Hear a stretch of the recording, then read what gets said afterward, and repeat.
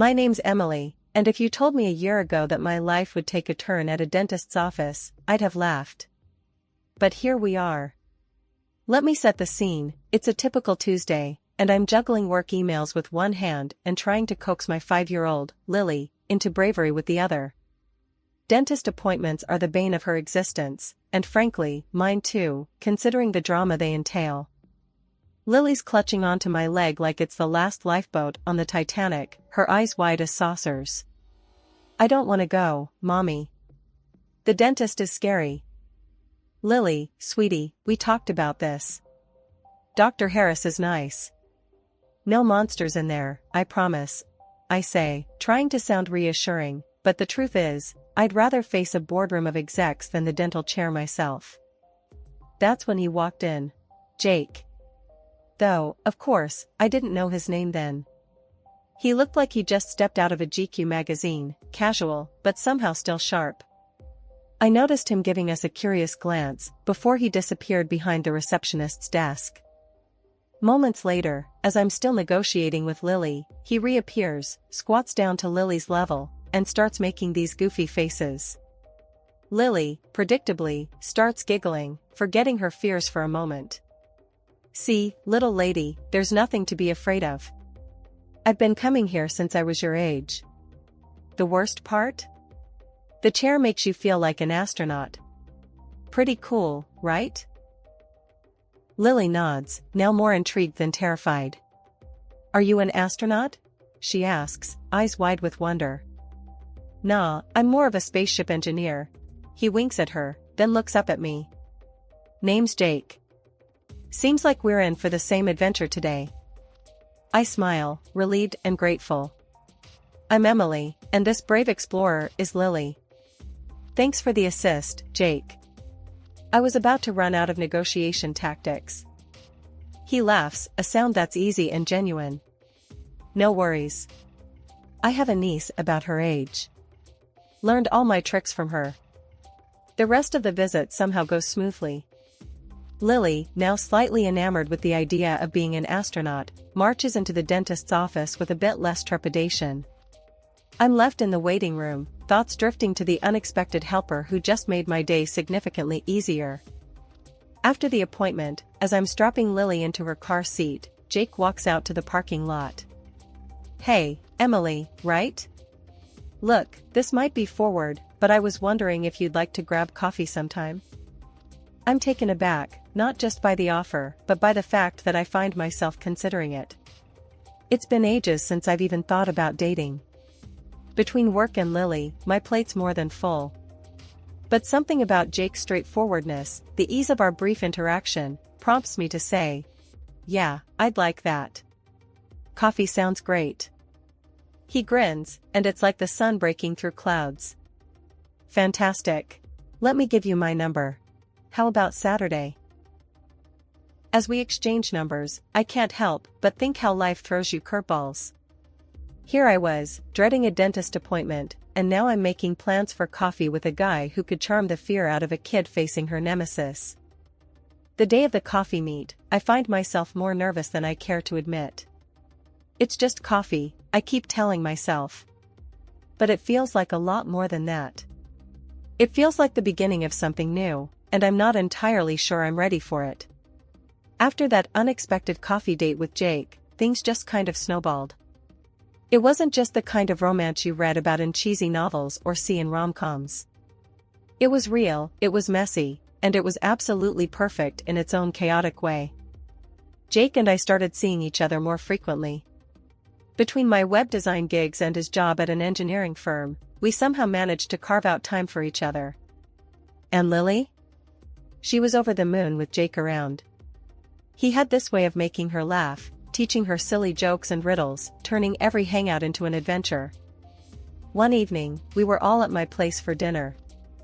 I had attempted to make lasagna, which ended up more like a cheesy soup, but we were having a blast anyway. Jake, with a mock-serious tone, looked at me across the table. Emily, I think we need to discuss your lasagna's structural integrity. I shot back, rolling my eyes. Oh, please, Mr. Engineer. If you're so concerned about structures, maybe you should have built us a lasagna. Lily giggled between bites, enjoying the banter. Jake, can you build a lasagna house? He winked at her. Only if you promise to be the chief taste tester. It was moments like these that stitched our little patchwork family closer together. Jake wasn't just a boyfriend or a casual fling. He was becoming a part of our lives, a steadying presence that felt like it had always belonged. One night, after Lily had gone to bed and we were cleaning up the kitchen, Jake turned to me, his expression more serious than usual. Emily, I need to tell you something. I know this isn't just fun and games for me. I'm in this for the long haul, you and Lily both. His words hit me hard. Part of me had been waiting for the other shoe to drop, for him to realize that a package deal with a single mom and her kid was more than he'd bargained for. But here he was, laying his cards on the table, not just willing but eager to build something lasting with us. I leaned against the counter, feeling a mixture of relief and a terrifying thrill at the prospect of letting someone in again. Jake, I won't lie. This scares the hell out of me. After everything with Lily's dad. I just want to make sure we're doing this right, not just for us, but for her too. He stepped closer, taking my hands in his. I know. And I'm not going to pretend I have all the answers. But I care about you, Emily. Both of you. I'm not going anywhere. That conversation was a turning point for us. It wasn't just about dating anymore. We were building a life together, piece by piece. And with Jake, I found myself daring to dream about a future I had never thought possible. Meeting Jake's parents was a landmark I approached with a mix of anticipation and dread. Jake had been this incredible source of joy and stability for Lily and me, but the idea of fitting into his world, especially with the weight of his family's expectations, was daunting. Jake had tried to prep me, saying his folks were a bit old-fashioned but warm once you got to know them. Still, nothing could have prepared me for the actual encounter. We pulled up to this mansion that looked more like it belonged in a historical drama than real life. My stomach was in knots, and even Jake seemed tense, his usual easygoing demeanor replaced with quiet apprehension. As we walked up to the door, Jake squeezed my hand. Just be yourself, Em. They'll love you. The door swung open to reveal a woman in her 60s, elegant in a way that made my thrift store chic feel downright shabby. She was all smiles, though, as she ushered us into their home. Jake, darling. And you must be Emily. We've heard so much about you. She cooed, her voice dripping with a sort of politeness that felt rehearsed. Jake's dad was a stern-looking guy, with a handshake that felt like it was evaluating my worth. The small talk was painfully stiff, with questions about my job and upbringing feeling more like an interrogation than getting to know you chatter. Dinner was a spread that could have fed an army, with conversation that was equally overwhelming. Jake's mom, Diane, was particularly interested in my background. So, Emily, Jake tells us you're a web designer? That's interesting. And you're raising Lily on your own? How commendable. Her tone made it clear that interesting was placeholders for odd and unfortunate. I was trying to keep my cool, focusing on my plate more than anything. But then came the bombshell. When the topic of Lily came up, Diane's facade slipped entirely. A child already, and from a previous situation. Jake, darling, we need to think about the lineage, don't we? Jake choked on his drink, coughing as he tried to regain composure. Mom, what the hell? That's way out of line. I was shell-shocked, my fork suspended in midair. Lineage? I'm sorry, I didn't realize we were living in medieval times. Diane's lips pursed into a thin line, her eyes cold. I only mean that Jake has responsibilities, a legacy to uphold. It's not personal, dear. You must understand, bringing in someone else's child, it's complicated. Jake's dad, silent until now, finally chimed in with a gruff, Diane, perhaps you've said enough. But the damage was done. I couldn't sit there, being dissected and judged for things beyond my control. My past wasn't up for debate. I stood up, my chair scraping loudly against the floor. I think it's best if we leave. Jake was right behind me, murmuring apologies as we made our exit. The car ride home was silent for a while until Jake broke it, his voice tight with anger. "I'm so sorry, Em. I had no idea she'd go off like that. My mom can be traditional, but this was too much." I was staring out the window, trying to process the evening. "Jake, it's not about being traditional. It's about respect. I get that your family has expectations, but I won't let myself or Lily be treated like second-class citizens." Jake reached over, taking my hand. "I know, and I'm with you on this. They crossed a line tonight. I love you, Em. And Lily. That's my family. Whatever it takes, we'll get through this." His words were a small comfort, but the sting of rejection was sharp. I had faced judgment before, as a single mom, as someone who didn't follow the traditional path, but this felt different. It was one thing to defend myself against the world, quite another to have to do it against what could have been my future family. After the dinner fiasco with Jake's parents, things got a bit rocky. Jake and I had more than a few discussions, debates really, about what this all meant for us. But at the core, our commitment to each other and to building a life together didn't waver. We were in this together, come what may. Jake started spending more time at our place, practically moving in bit by bit, though he never officially said so. It was in the little things, a drawer filled with his clothes, a toothbrush next to mine, his favorite coffee blend in the pantry. Lily was thrilled. To her, Jake moving in was the best thing since sliced bread. One lazy Saturday morning, we were all in the kitchen, Jake attempting pancakes, Lily on stir duty, and me, well, I was the designated taste tester. "Mommy, look.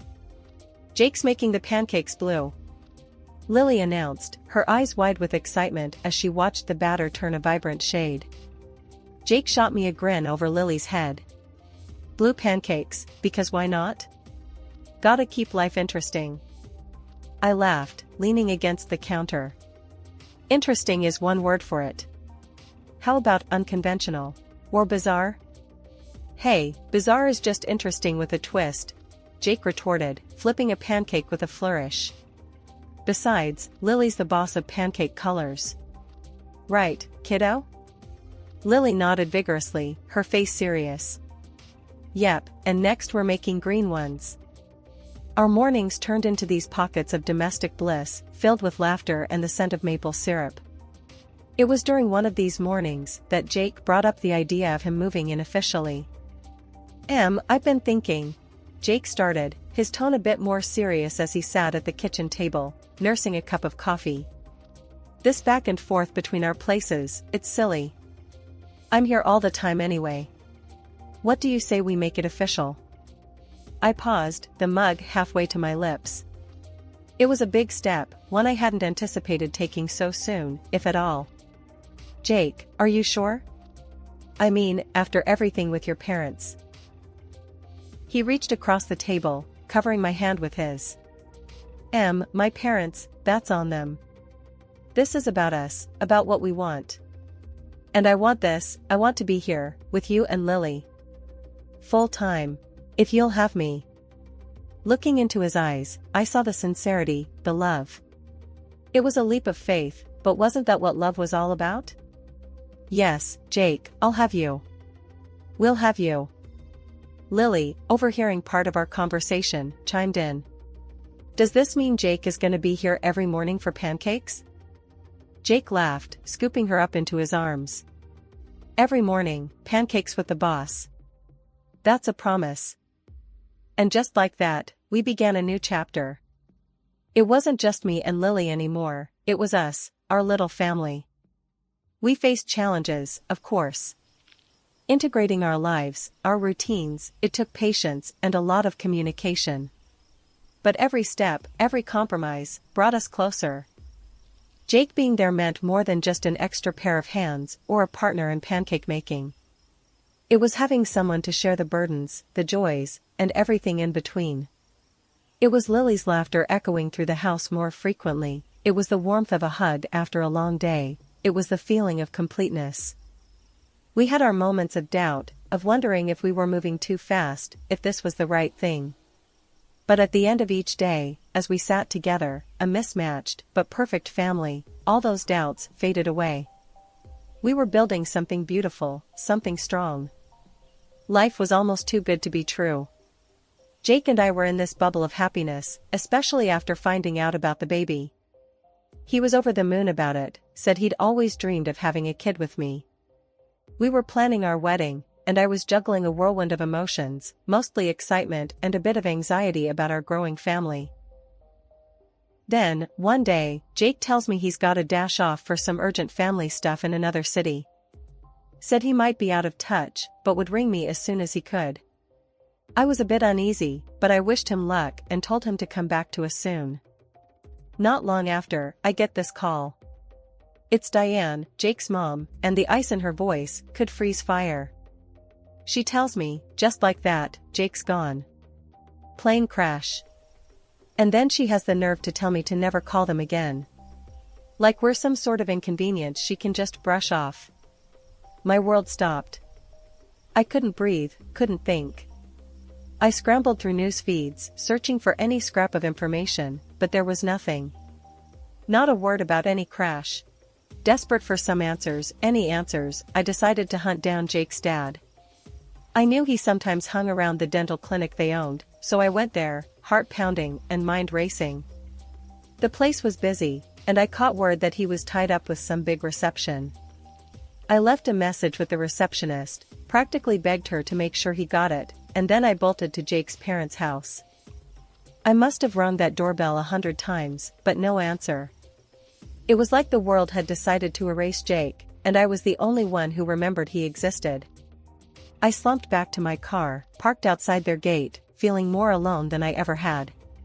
Sat there, staring off into nothing, lost. What do you do when your whole future, the love of your life, is ripped away with a phone call? And from her, of all people. Diane never did warm up to me or the idea of us, but to lie about something like this? It was cruel, unimaginable. I didn't know where to turn. The police? Would they even take me seriously? My mind was a whirlwind of panic and despair. And underneath it all, a burning anger. If Jake was out there, somehow, I had to find him. For me, for our baby, for the life we'd dreamed of together. I decided to head back to the clinic, thinking maybe, just maybe, I'd missed something, some clue that could tell me where Jake was, or if he was really. But my head was everywhere. Tears blurred my vision as I drove, mixing with the rain pelting the windshield. Everything was a haze. I kept wiping my eyes, trying to focus on the road, but all I could see was Jake's face, hear his voice, feel his absence like a physical ache. That's when it happened. The light turned red, but I didn't see it.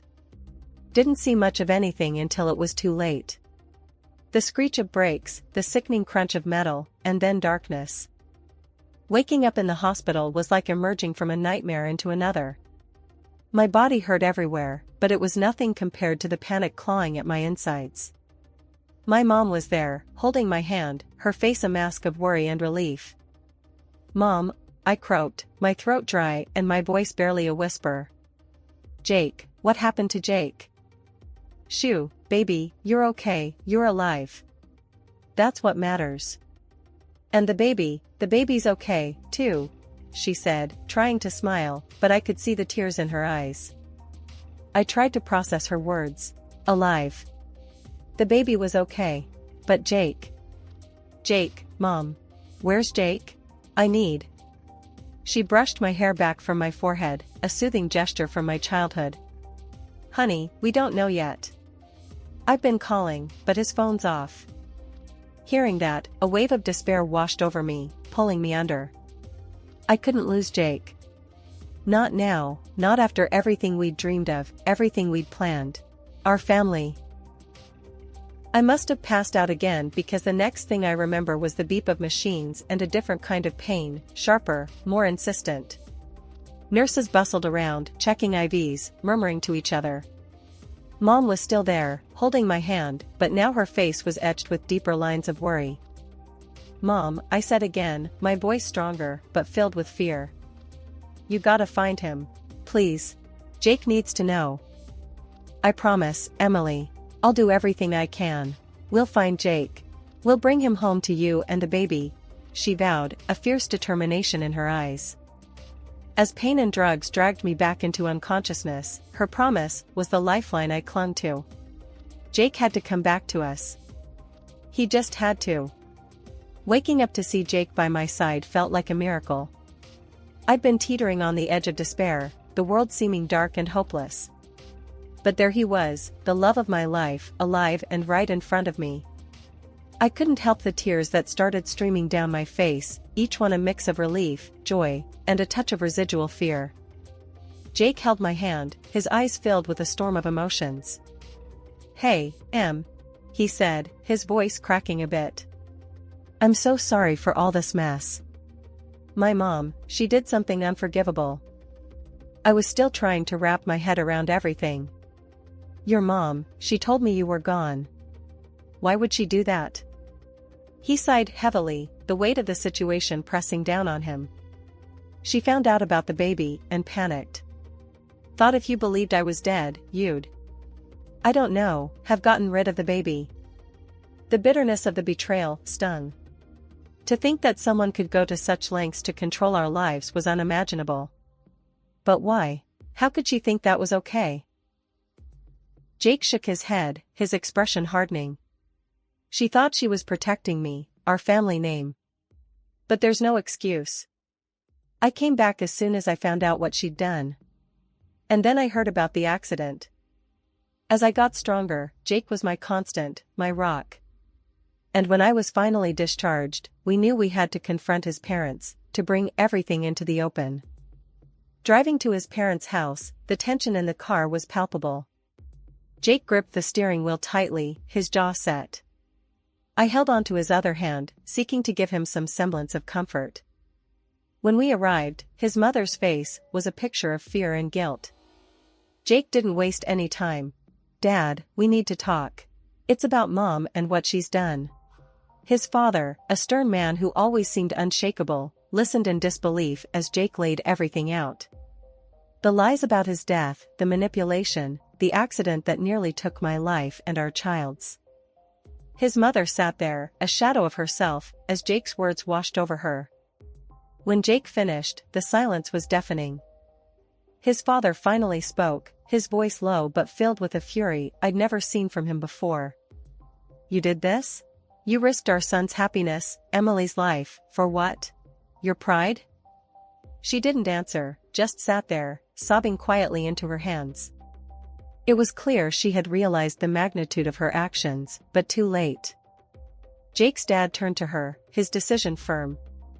"You need to leave. I can't look at you, knowing what you've done. You tried to destroy our family from the inside. I won't have it."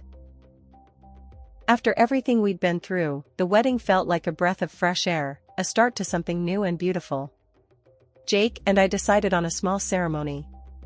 It wasn't about the flash or the numbers, it was about us, our love, and the family we were building. Standing there, exchanging vows with Jake, my heart was so full it felt like it might burst. I was a few months along by then, my belly proudly carrying our future as I wore a simple yet stunning dress that flowed gently over my curves. Jake looked at me with so much love and admiration, it made every past hurt fade away. "I love you more than I can say, Em. You, Lily, and our little guy on the way," he whispered, so only I could hear, his hand briefly touching my belly. "We're a team now, a family." His words were a soothing balm, healing old wounds. And as we turned to face our small gathering of friends and family, I saw only happiness and support reflected back at us. Jake's dad was there, a testament to the bridges we were rebuilding. Except one face was missing, Jake's mom. She had moved away, unable to reconcile with the reality of our love and the family we were creating. Jake had tried, one last time, to bridge the gap, to explain our love and commitment to each other, but it was a bridge too far for her. And so, we moved forward, just the four of us. The day our son was born was one of pure joy. Jake was by my side the entire time, holding my hand, his eyes never leaving mine except to check on our baby's progress. When our son was finally placed in my arms, the emotion in the room was palpable. Jake leaned over, kissing my forehead, then our son's. "Hey there, little man. Welcome to the family." Seeing him hold our son, then watching as Lily cautiously approached, curious and a bit shy, to meet her brother, was a picture I'd carry in my heart forever. Our family felt complete.